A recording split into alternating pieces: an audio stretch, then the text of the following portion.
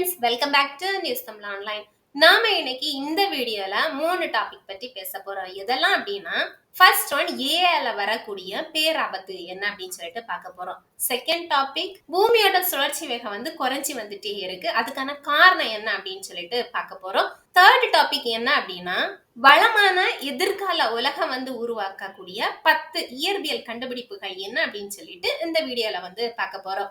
அதுக்கு முன்னாடி நீங்க இன்னும் நம்ம சேனலை சப்ஸ்கிரைப் பண்ணல அப்படின்னா மறக்காம சப்ஸ்கிரைப் பண்ணுங்க. கூடவே உங்க ஃப்ரெண்ட்ஸ் அண்ட் ஃபேமிலிக்கு கண்டிப்பா நம்மளோட சேனலை ஷேர் பண்ணுங்க.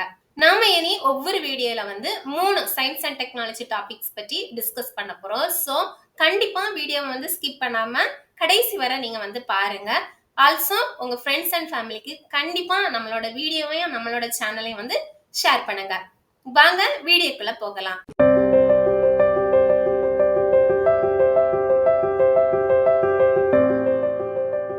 ஃபர்ஸ்ட் ஒன் ஏஐயால வரக்கூடிய பேராபத்து என்ன அப்படின்னு சொல்லிட்டு பார்த்துடலாம். ஏஐனா என்னன்னு தெரியும் நம்மளுக்கு, ஆர்டிபிஷியல் இன்டெலிஜென்ஸ். இந்த ஏஐங்கிறது ஒரு கணினி அமைப்புகள் மனிதனை போலவே சிந்திக்கக்கூடிய, கற்பிக்கும், முடிவெடுக்கும் திறனை கொண்டிருக்கிறது.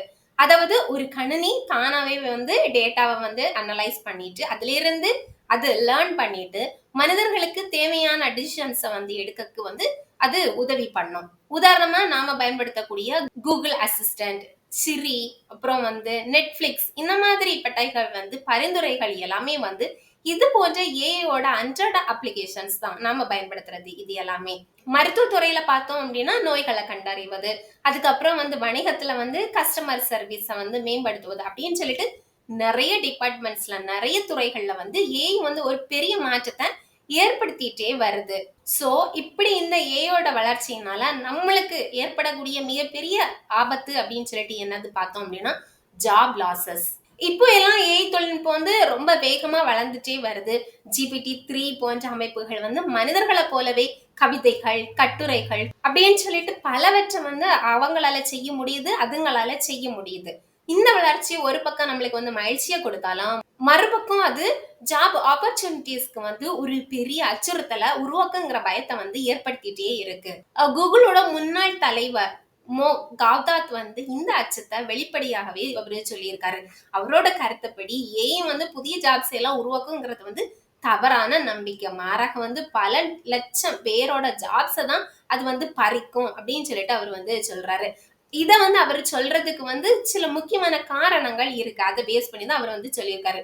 அந்த காரணங்கள் என்ன அப்படின்னு சொல்லிட்டு நம்ம பார்த்திடலாம். ஃபர்ஸ்ட் ஒன் என்ன அப்படின்னா, அதிகபட்ச ஆட்டோமேஷன். ஏஐ மனிதர்கள் செய்யக்கூடிய பல வேலைகளை தானாவே செய்ய முடியும். இதனால நிறுவனங்கள் ப்ரொடக்டிவிட்டி அதிகரிக்கவும், எக்ஸ்பென்ஸை குறைக்கிறதுக்கும் ஏஐ பயன்படுத்துகிறாங்க. செகண்ட் ரீசன் என்ன அப்படின்னா, ஹையர் லெவல் ஜாப்ஸ்க்குமே ஆபத்து தான். வழக்கமா டெக்னாலஜியால பாதிக்கப்படுவது கீழ்மட்ட ஜாப்ஸ் அப்படின்னு சொல்லிட்டு நம்ம நினைப்போம். ஆனா ஏஐ மிக வேகமாக வளர்ச்சி அடைகிறதுனால ஒரு தலைமை செயல் அதிகாரி, அதாவது சிஇஓ விடவும் சிறப்பாக அதெல்லாம் முடிவெடுக்கவும் ஒரு நிறுவனத்தை நடத்துறதுக்கு ஏஐக்கு திறன் இருக்கு அப்படின்னு சொல்லிட்டு கவ்தாத் நம்மளை எச்சரிக்கிறாரு. தேர்ட் ரீசன் என்ன அப்படின்னு சொல்லிட்டு பார்த்தோம் அப்படின்னா, வேலைகள்ல குறைவான தேவை. அதாவது ஒரு சாஃப்ட்வேர் நிறுவனத்துல இதுக்கு முன்ன எல்லாம் 350 எம்ப்ளாயர்ஸ் தேவைப்பட்ட இடத்துல இப்போ வெறும் 3 பேர் மட்டுமே போதும் அப்படின்னு சொல்லிட்டு அவரு சொல்லி இருக்காரு. இந்த அச்சுறுத்தல் இதோட தீவிரத்தை நமக்கு காட்டுது. இது அதிக சேலரி வாங்கக்கூடிய திறமையான ஊழியர்களுக்குமே ஜாப் லாஸ ஏற்படுத்தும்ங்கிறத நமக்கு தெளிவா காட்டுது. இவர் இதை சொன்னதுல சில மாறுபட்ட கருத்துகளும் இருக்கு. அடுத்தது நாம இதுல என்ன செய்யணுங்கிறதையும் நம்ம பார்க்கலாம். கவ்தாத்தோட இந்த எச்சரிக்கை மிக முக்கியமா இருந்தாலுமே எல்லா வல்லுநர்களும் எல்லா சயின்டிஸ்டும் இந்த கருத்தை ஏற்கல அப்படின்னு சொல்லிட்டு தான் நம்ம சொல்லணும். மார்க் கியூபன் போன்ற சிலர் என்ன சொல்றாங்க அப்படின்னா, ஏஐ ஒரு டூலா நம்ம யூஸ் பண்ணி அதை நம்ம படிச்சுக்கிட்டோம் அப்படின்னா அது நம்மளோட ஒர்க் எஃபிஷியன்சியை மேம்படுத்தும் அப்படின்னு சொல்லிட்டு சொல்றாங்க.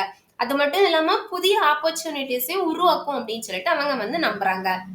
சோ இதுல இருந்து நம்ம படிக்கிறது என்ன அப்படின்னா, ஏஐயோட வளர்ச்சி தவிர்க்க முடியாததுதான். அது வேலைகளை பறிக்கலாம், இல்ல அப்படின்னா புதிய திறன்களையும் வாய்ப்புகளையும் உருவாக்குறதுக்கும் வாய்ப்பு இருக்கு. இருந்தாலும் இளைஞர்கள் என்ன செய்யணும் அப்படின்னா, இந்த தொழில்நுட்பத்துக்கு ஏற்ற மாதிரி தாங்களே வந்து தயார்படுத்திக்கிட்டு மேம்படுத்திக்கிட்டு நடக்க வேண்டியது வந்து ரொம்ப அவசியம். வெறும் டிகிரியை மட்டும் நம்பாம ஏஐ போன்ற இப்ப வரக்கூடிய நியூ டெக்னாலஜில வந்து அவங்களோட நாலேஜை வந்து வளர்த்து கொள்றது வந்து எதிர்காலத்துல சக்சஸ் பெற உதவியா இருக்கும். அடுத்தது நம்மளோட செகண்ட் டாபிக்க பார்த்துடலாம். பூமியோட வேகம் வந்து சுழற்சி வேகம் வந்து குறைஞ்சிட்டே வருது. அதுக்கான ரீசன் என்ன அப்படின்னு சொல்லிட்டு பார்த்துடலாம். இதுக்கு வந்து ரெண்டு முக்கியமான ரீசன் வந்து இருக்கு. ஃபர்ஸ்ட் ரீசன் வந்து நம்மளுக்கு ஏற்கனவே தெரியும். சந்திரன், மூன் மற்றும் அதோட ஈர்ப்பு விசை கிராவிட்டி. இதுதான் ரொம்ப முக்கியமான காரணம். சந்திரன் வந்து பூமியை சுற்றும் போது அதோட அந்த ஈர்ப்பு விசை வந்து கடல்ல வந்து அலைகளை உருவாக்குது. இந்த அலைகள் வந்து பூமியின் சுழற்சிக்கு வந்து ஒரு விதமான பிரேக் மாதிரி செயல்படுது. அதாவது இந்த ஈர்ப்பு விசை பூமியின் சுழற்சிக்கு எதிராக மெதுவான ஒரு இழுவிசை மாதிரி ஏற்படுத்துது.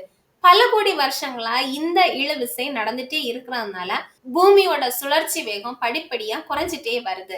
இதோட காரணமா தான் ஒரு நாளோட நீளம் வந்து கொஞ்சம் கொஞ்சமா அதிகரிக்குது அப்படின்னு சொல்லிட்டு சொல்றாங்க. இது வந்து ஃபர்ஸ்ட் ரீசன். இது நம்மளுக்கு வந்து தெரிஞ்ச ரீசன். செகண்ட் ரீசன் வந்து வளிமண்டலத்துல ஆக்சிஜன் வந்து அதிகரிப்பது, அதாவது ஆக்சிஜன் இன்க்ரீஸ் இன் அட்மாஸ்பியர். இது வந்து ஆக்சுவலி முக்கியமான ஒரு ஆய்வு முடிவு. நேச்சர் ஜியோ சயின்ஸ் பத்திரிகையில வெளியான இந்த ஆய்வு முடிவு என்ன சொல்லுது அப்படின்னா, பூமியோட சுழற்சியோட வேகம் வந்து குறையறதுக்கு வள்ளி மண்டலத்துல வந்து ஆக்சிஜன் அதிகரிப்பதுக்கும் வந்து ஒரு தொடர்பு இருக்கு அப்படின்னு சொல்லிட்டு இது வந்து சொல்லுது. இத புரியுற மாதிரி சொல்லணும் அப்படின்னா, ஒரு நாளோட நீளம் வந்து அதிகரிக்கும் போது சைனோ பாக்டீரியா என்கிற நுண்ணுயிருக்கு வந்து அதிக நேரம் கிடைக்குது.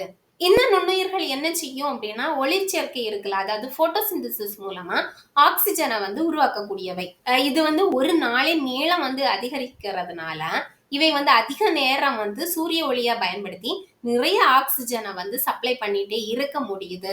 இது வந்து கிரேட் ஆக்சிஜனேட் நிகழ்வு போன்ற வரலாற்று நிகழ்வுகளுக்கு உதவி இருக்கு. இந்த ஆக்சிஜன் அளவு அதிகரிப்பது வந்து பூமியோட சுழற்சி வேகத்தை மேலும் குறைக்கிறதா ஆராய்ச்சியாளர்கள் வந்து நம்புறாங்க. சரி, இந்த சுழற்சி வேகம் வந்து குறையறதுனால என்னென்ன விளைவுகள் வரும் அப்படின்னு சொல்லிட்டு பார்த்தோம் அப்படின்னா, ஃபர்ஸ்ட் ஒன் வந்து நாளோட நீளம் வந்து அதிகரிக்குது. இதுதான் உடனடியான முக்கியமான விளைவா இருக்கு. கோடிக்கணக்கான ஆண்டுகளுக்கு முன்பு ஒரு நாள் வந்து வெறும் 18 மணி நேரமா தான் இருந்திருக்கு. இப்போ வந்து அது 24 மணி நேரமா இருக்கு. ஆராய்ச்சியாளர்களோட கணக்குப்படி பார்த்தா ஒவ்வொரு நூற்றாண்டுக்கும் ஒரு நாள் வந்து சுமார் 1.8 மில்லி செகண்ட்ஸ் வந்து அதிகரிச்சுட்டே வருது. இது வந்து ஆக்சுவலி நம்மளால உணர முடியாத அளவுக்கு ரொம்ப ரொம்ப ரொம்ப சின்ன மெதுவான மாற்றமா இருக்கு. செகண்டா என்ன நடக்கும் அப்படின்னு சொல்லிட்டு சொல்றாங்க அப்படின்னா, உயிரினங்களோட பரிணாம வளர்ச்சி, எவாலுவேஷன் ஆஃப் லைஃப்.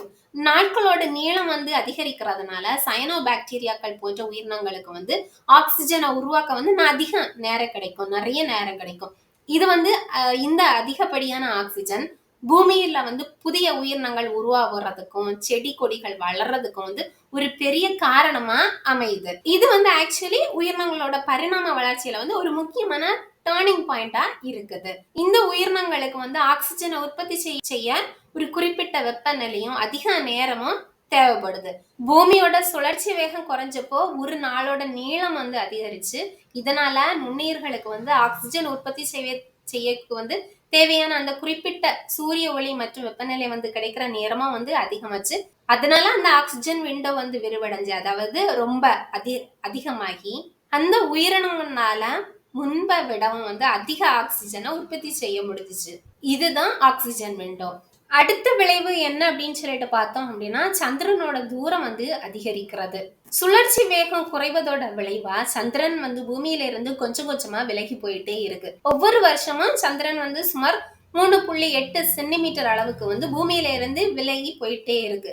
இதுவுமே வந்து ஒரு நீண்ட கால விளைவா தான் இருக்கு. மொத்தத்துல இந்த மாற்றங்கள் எல்லாமே வந்து நம்மளால உணர முடியாத அளவுக்கு ரொம்ப ஸ்லோவா நடந்துட்டே இருக்கு. பூமியின் சுழற்சி, சந்திரன், உயிரினங்களோட வளர்ச்சி அப்படின்னு சொல்லிட்டு அனைத்துமே ஒன்றுக்கொன்று தொடர்புடையவை. இந்த மாற்றங்கள் எல்லாமே வந்து இயற்கையோட ஒரு அங்கம். மனித சக்திக்கு இது எல்லாமே அப்பாற்பட்டவை.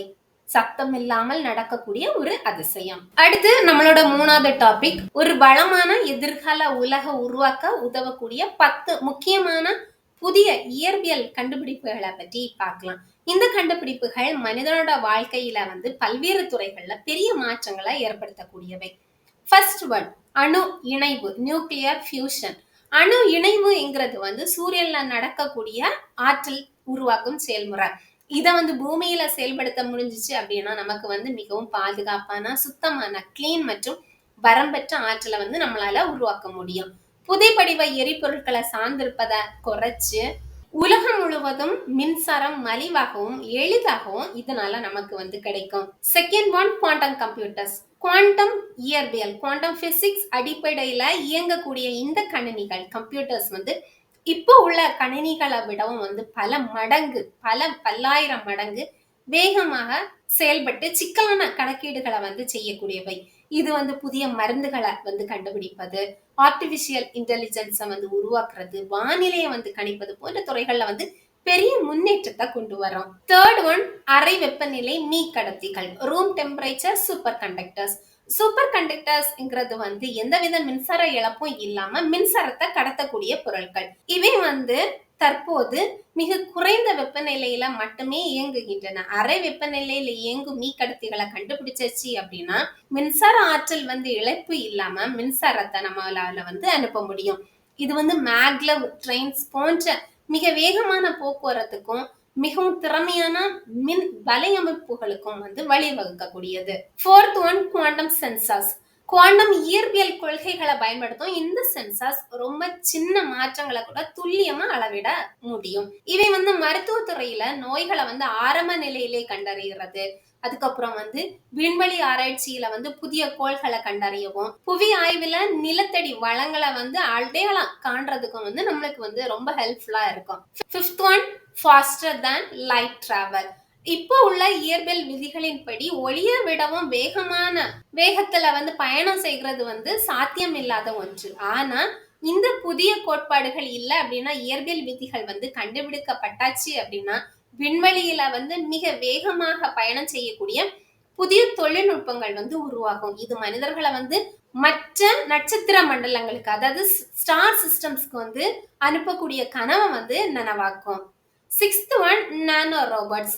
மனித முடிய விடவும் பல மடங்கு சின்ன இந்த ரோபோக்கள் வந்து மருத்துவத்துறையில புரட்சியை ஏற்படுத்தக்கூடியவை. இவை வந்து ரத்த நாளங்கள்ல பயணித்து நோய் பாதிக்கப்பட்ட செல்கள்ல நேரடியா மருந்துகளை செலுத்துதல், அறுவை சிகிச்சைகளை வந்து ஈஸியாக்குறது போன்ற மாதிரி விஷயங்களை வந்து செய்யறதுக்கு இது வந்து யூஸ்ஃபுல்லா இருக்கும். Seventh one transparent solar panels. இந்த தொழில்நுட்பம் ஜன்னல்கள், மொபைல் போன் திரைகள், கட்டிட முகப்புகள் இது எல்லாத்தையுமே வந்து சூரிய ஒளியில இருந்து மின்சார உற்பத்தி செய்யக்கூடிய சாதனங்களா மாற்றக்கூடியது.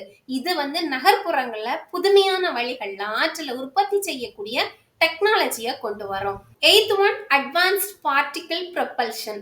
அணு இணைவு இல்ல அப்படின்னா அணு பிழைவு அடிப்படையிலான புதிய ராக்கெட் உந்து விசை ப்ரொபல்ஷன் தொழில்நுட்பம் வந்து விண்வெளியில வேகமா பயணிக்க உதவக்கூடியது. இது வந்து விண்வெளி பயண நேரத்தை குறைச்சு செவ்வாய் இல்ல அப்படின்னா அதுக்கும் அப்பால உள்ள கோள்களுக்கு செல்றத வந்து ஈஸியாக்கக்கூடியது.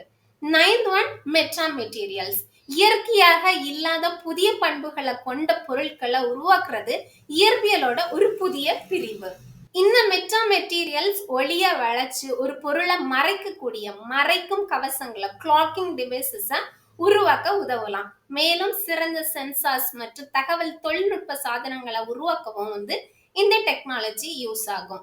லாஸ்ட் ஒன் 10th ஒன் வந்து ஃபுல் ஹாலோகிராஃபிக் டெக்னாலஜி. தற்போது உள்ள விர்ச்சுவல் ரியாலிட்டி, ஆகுமெண்டட் ரியாலிட்டி தொழில்நுட்பங்கள் வந்து ஒரு படிக்கு மேல சென்று நமது கண் முன்னே திடமான தொட்டுணரக்கூடிய ஹாலோகிராம்ஸ்களை வந்து உருவாக்கும் தொழில்நுட்பம் வந்து கண்டுபிடிக்கப்பட்டாச்சு அப்படின்னா கல்வி, மருத்துவம், அப்புறம் பொழுதுபோக்கு துறைகள்ல வந்து முற்றிலும் நமக்கு வந்து புதுமையான அனுபவங்கள் கிடைக்கும். இந்த புதிய இயற்பியல் கண்டுபிடிப்புகள் எல்லாமே வந்து கற்பனை கிடையாது. அவை எல்லாமே வந்து இப்பவும் தீவிர ஆராய்ச்சியில உள்ள உண்மையான இலக்குகள். இது எல்லாமே வந்து ஒவ்வொரு மனிதனோட வாழ்க்கையை வந்து மேம்படுத்துவதிலையும் ஒரு பலமான மற்றும் நிலையான எதிர்காலத்தை உருவாக்குறதுலயும் வந்து முக்கிய பங்கு வகிக்கக்கூடியவை. இவை வந்து தொழில்நுட்ப முன்னேற்றத்தை மட்டும் இல்லாம புதிய வேலை வாய்ப்புகளையும் உலகின் பெரும் சிக்கலான தீர்வுகளையும் கண்டிப்பா நமக்கு வழங்கக்கூடியவை. ஓகே ஃப்ரெண்ட்ஸ், அடுத்த வீடியோல இது போல வேற ஒரு இன்ட்ரெஸ்டிங்கான சுவாரஸ்யமான விஷயத்தோட நான் உங்களை சந்திக்கிறேன். கண்டிப்பா இந்த வீடியோவை உங்க ஃப்ரெண்ட்ஸ் அண்ட் ஃபேமிலிக்கு ஷேர் பண்ணுங்க. நன்றி.